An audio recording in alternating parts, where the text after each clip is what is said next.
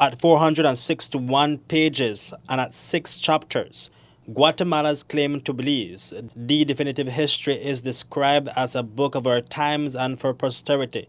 The author is well known, Assad Book, a former Minister of Foreign Affairs and the authority in Belize on the Belize-Guatemala dispute. One of the readers says that the book is a product of decades of first-hand experience. It gives a lot of information that no other book gives. Nobody else has gone in, as I said, anybody could have done it, but nobody else did it. Go into the archives of all these places and get the facts, right? So I've exposed things here that, for example, even going back to the Webster proposal, which would have been available in the 90s, no?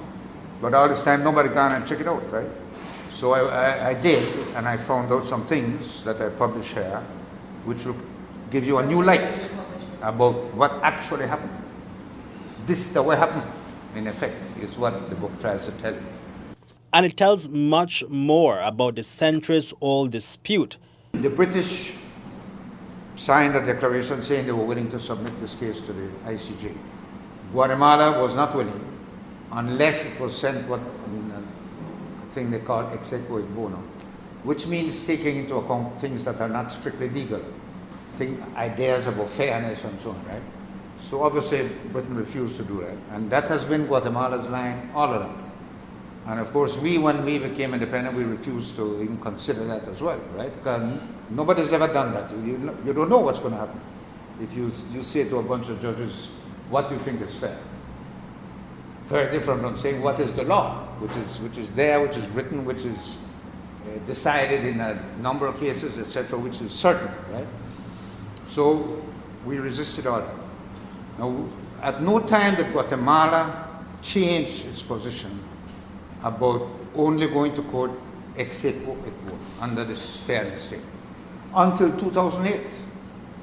And because when they were negotiating the special agreement, they still wanted that to go. That's to speak about the technicalities of it. That's section 38.2 of the statute of the ICJ.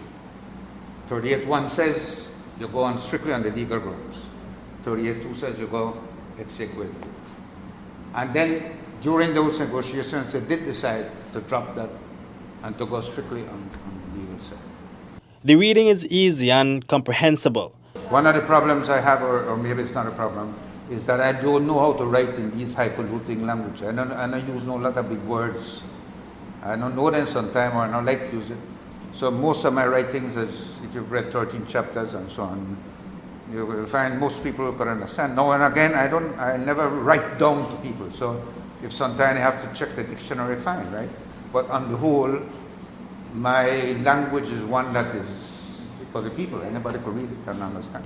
So how do you get the important information contained in Schumann's book to the masses, part of which will decide on April 10, 2019, whether or not to take the dispute to the ICJ? Number one, the media will have to do. Educators will have to do.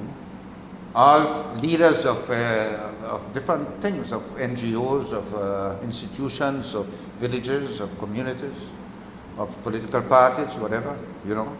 It's their duty to get to everybody, right, and explain what, as you say, it will be difficult. In fact, young people mostly nowadays, they don't read book.